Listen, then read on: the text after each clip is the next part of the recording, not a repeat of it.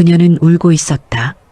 처음 보는 얼굴처럼 낯설었지만 나는 그 사람이 누구인지 알고 있었다.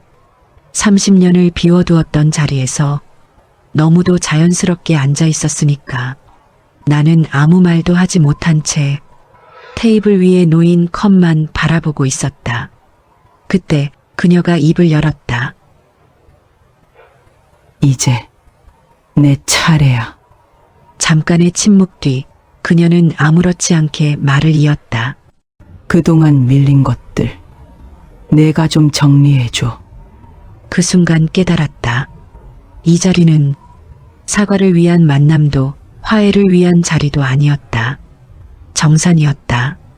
사람들은 나에게 묻는다. 왜 그렇게까지 냉정할 수 있었냐고. 왜 아무 말도 하지 않고 돌아섰냐고. 하지만 이 이야기는 그날 그 자리에서 시작된 게 아니다. 훨씬 이전 내가 누군가에게 아들이 아니라 짐이 되었던 날. 그때부터다. 그날도 특별한 일은 없었다. 학교에서 돌아오자 집은 조용했고 그녀는 짐을 싸고 있었다. 나는 물었다. 어디 가냐고. 그녀는 메마른 목소리로 말했다. 잠깐만 떨어져 살자. 그 말이 마지막이었다.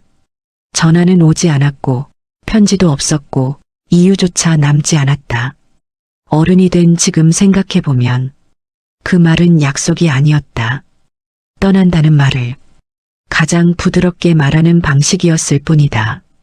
그날 이후 나는 여러 집을 옮겨 다녔고 기다리는 법부터 먼저 잊어버린 아이가 되었다.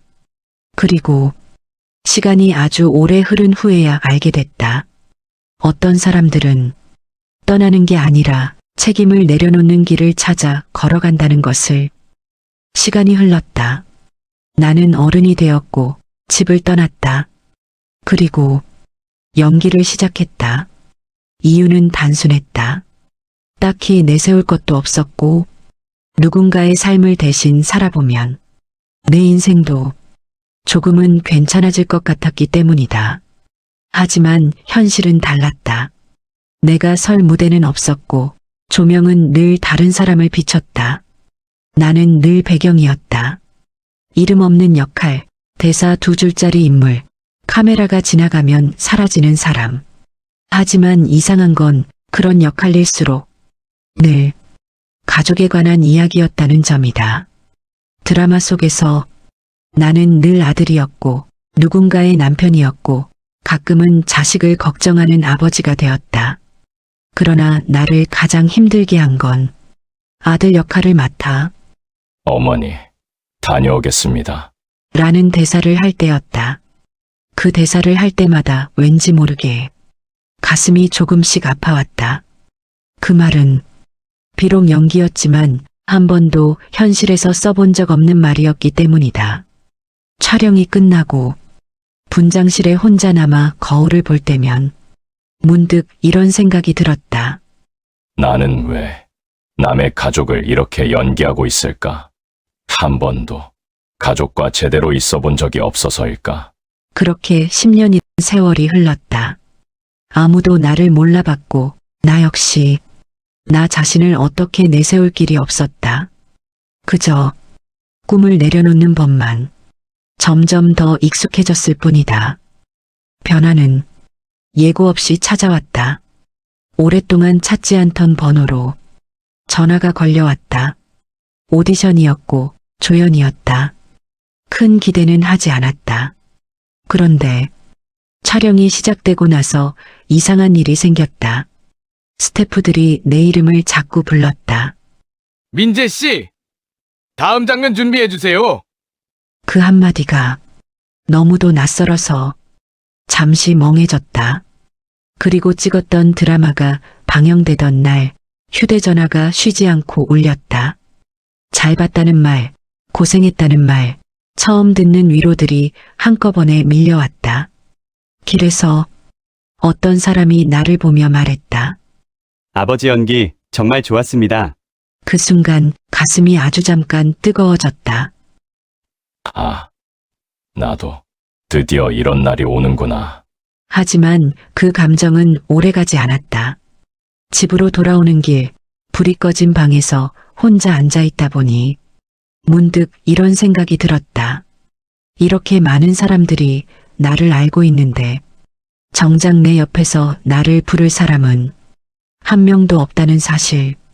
전화벨이 울릴 때마다 나는 기대하지 않으려고 애썼다. 기대라는 건 늘 가장 늦게 배신하는 감정이었으니까. 그리고 그때는 알지 못했다. 이 작은 성공이 누군가에게는 돌아올 명분이 된다는 것을. 그날은 특별할 것 없는 촬영이었다. 대기실에서 분장을 지우고 있을 때 매니저가 조심스럽게 입을 열었다. 형, 시상한 연락이 하나 왔어요. 나는 고개를 들지 않은 채 물었다. 무슨 연락이냐고. 매니저는 잠시 말을 고르다 이렇게 말했다. 본인을 형 어머니라고 하는 분인데요. 그 순간 손에 쥐고 있던 물티슈가 바닥으로 떨어졌다. 어머니라는 단어는 너무 오래 쓰지 않은 말이라 의미를 떠올리기까지 시간이 걸렸다. 나는 웃으며 말했다. 그럴 리 없다고. 그런데 매니저가 다시 말을 이었다. 형 어릴 때 이야기랑 예전 주소를 꽤 자세히 알고 계시더라고요. 그제야 실없는 웃음이 멈췄다. 매니저는 더 말을 잇지 않았다. 나도 묻지 않았다. 침묵만이 대기실을 채웠다. 집으로 돌아오는 길, 차창 밖으로 불빛들이 흘러갔다. 이상하게도 마음이 먼저 반응했다. 반가움도 분노도 아니었다. 불안이었다. 오랫동안 소식도 모르던 사람이 너무 정확한 타이밍에 돌아온다는 사실이. 그날 밤 잠을 이루지 못한 채 천장을 바라보며 생각했다. 사람은 정말로 그리워서 돌아오는 걸까? 아니면 돌아와야 할 이유가 생겼을 때만 돌아오는 걸까? 그리고 며칠 뒤 그 질문에 대한 답을 재촉하듯 또 다른 연락이 도착했다. 모르는 번호로 온 문자였다. 잘 지내고 있니? 짧은 문장이었다. 이름도 없고 설명도 없었다. 나는 그 문자를 한참 동안 지워버리지 못한 채 화면만 바라보고 있었다. 어떻게 알았을까 이 번호를. 번호를 바꾼 게 몇 번이었는지 나조차 기억나지 않는데 답장은 하지 않았다. 아니, 하지 못했다. 그날 밤 휴대전화를 소리 없이 뒤집어 놓고 잠자리에 들었다. 그런데도 진동이 울린 것 같은 착각에 몇 번이나 눈을 떴다. 다음 날 촬영장으로 가는 차 안에서 매니저가 말을 꺼냈다. 형, 답장 안 하신 거죠? 나는 고개를 끄덕였다. 매니저는 잠시 생각하는 듯 하더니 이렇게 말했다. 힘이 불편하면 제가 정리할게요. 그 말에 이상하게도 마음이 조금 가벼워졌다. 누군가 대신 경계를 서준다는 느낌은 아주 오래간만이었다. 그런데 그날 저녁 또 문자가 왔다. 축하한다. 텔레비전에서 봤. 이번에는 아무 설명도 필요 없었다. 그 문장은 축하처럼 보였지만 내가 읽은 건 확인이었다. 내가 잘 됐다는 것. 내가 이제 돌아와도 되는 사람이 되었다는 것. 나는 그제야 알았다. 이 연락은 우연이 아니라는 걸. 그리고 아주 천천히 마음속에서 오래된 기억 하나가 다시 숨을 쉬기 시작했다. 잊고 지냈다고 믿었던 것들은 이렇게 아무 말 없이 다시 돌아왔다. 그 뒤로 연락은 조금씩 잦아졌다. 처음엔 안부였다. 밥은 잘 챙겨 먹고 있니? 요즘 날씨가 많이 춥더라. 아주 평범한 말들. 사람들 말처럼 정말 뒤늦게 미안해진 건 아닐까, 이제야 용기를 낸 건 아닐까, 그런 생각이 아주 잠깐 스쳤다. 그러나 나는 그런 생각을 하는 나에게 화가 나. 바로 지워버리려 했다. 그런데 또 문자가 왔다. 어릴 때 내가 좋아하던 거 아직도 기억나. 그 문장을 읽는 순간 마음이 아주 조금 흔들렸다. 기억하고 있었다는 사실보다 기억하려 했다는 느낌이 더 크게 다가왔다. 그날 밤 나는 처음으로 답장을 했다. 잘 지냅니다. 딱 그 정도였다. 기대하지 않으려고, 단어를 골랐고, 감정을 넣지 않으려고, 문장을 짧게 끝냈다. 그런데 답장은 생각보다 빨리 왔다. 그래. 내가 잘 지내서 다행이다. 그 문장을 읽고 휴대전화를 내려놓은 채 한참을 앉아 있었다. 사람들은 이런 이야기를 들으면 이렇게 생각할 것이다. 그래도 결국은 가족이구나. 시간이 지나면 마음이 풀리기도 하는구나. 나 역시 아주 잠깐은 그렇게 믿고 싶었다. 하지만 그 믿음은 오래가지 않았다. 그로부터 며칠 뒤 문자의 톤이 조금씩 달라지기 시작했다. 요즘 몸이 좀 안 좋다. 사는 게 생각보다 쉽지 않다. 물론 거기엔 부탁도 없고 요구도 없었다. 그저 설명뿐이었다. 하지만 나는 그 설명들 사이에서 아주 익숙한 냄새를 맡았다. 다가오는 말의 방향, 아직 하지 않은 이야기의 무게, 그리고 그 예감은 틀리지 않았다. 약속 장소는 호텔이었다. 사람들이 많은 곳은 서로 부담스러울 것 같다고 했다. 나는 그 말이 조금은 배려처럼 들렸다. 엘리베이터를 기다리는 동안 거울 속 내 얼굴을 몇 번이나 확인했다. 혹시 내가 너무 굳어 보이진 않을까? 혹시 너무 차가워 보이진 않을까? 그런 생각을 한다는 사실이 스스로도 낯설었다.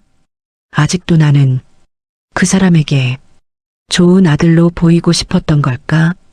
문 앞에 서서 잠시 숨을 고른 뒤 노크를 했다. 문이 열렸고 어딘지 모르게 낯선 그녀의 모습이 보였다. 생각보다 많이 늙어 보였고 생각보다 너무 자연스러웠다. 나는 아무 말도 하지 못한 채 의자에 앉았다. 그 순간까지도 마음 한구석에는 이런 생각이 남아 있었다. 그래도 혹시, 그래도 이번만큼은. 하지만 그녀는 인사보다 먼저 말을 꺼냈다. 잘 됐더라. 축하처럼 들렸지만 그 다음 말이 모든 걸 바꿨다. 그래서 말인데, 이제 내가 좀 책임져야 하지 않겠니? 나는 그 말을 이해하는데 몇 초가 걸렸다. 그러나 그녀는 기다려주지 않았다. 엄마가 그동안 많이 힘들었어. 내가 잘 돼서 이렇게 온 거야. 이제 내 차례야. 그 순간 내 안에서 조용히 붙잡고 있던 마지막 말이 바스러지는 소리가 들렸다. 혹시라는 말, 기대라는 감정, 그 모든 게 한 문장으로 정리됐다. 이 자리는 재회가 아니었다. 정산이었다. 우리는 길게 이야기를 하지 않았다. 더 물을 이유도 더 설명을 들을 필요도 없었다. 나는 준비해온 이야기를 차분하게 꺼냈다. 지금 내가 할 수 있는 것, 그리고 여기까지라는 말. 그녀는 고개를 끄덕였다. 미안하다는 말도 고맙다는 말도 하지 않았다. 그 반응이 오히려 정확하다고 느껴졌다. 우리는 그렇게 서로가 맡은 역할을 확인했을 뿐이었다. 방을 나서기 전 그녀는 마지막으로 나를 불렀다. 내 이름을. 나는 돌아보지 않았다. 엘리베이터 안에서 거울을 보았을 때 놀랍게도 아무 감정도 없어 보이는 낯선 내 모습을 보았다. 분노도 슬픔도 실망도 없었다. 마치 오래전에 끝난 장면을 다시 보다가 이제야 화면을 끈 느낌이었다. 그날 이후 더 이상 그녀의 연락을 받지 않았다. 그리고 나는 다시 촬영장으로 돌아갔다. 카메라 앞에서 또다시 누군가의 가족을 연기했다. 그런데 신기하게도 그날 이후로 연기가 더 쉬워졌다. 이제는 그 이유를 알 것 같다. 나는 한 번도 가족 안에 살아본 적이 없기 때문이었다. 그래서 언제나 밖에서만 다른 이들과 연기할 수 있었다. 이 이야기를 들은 누군가는 나에게 묻고 싶을지도 모른다. 그래도 마음이 아프지 않았느냐고. 하지만 정말 아픈 건 그날이 아니었다. 아픈 건 이미 오래전에 다 끝나 있었다. 그날은 다만 이젠 아무 감정도 남아있지 않다는 사실을 확인한 날이었다.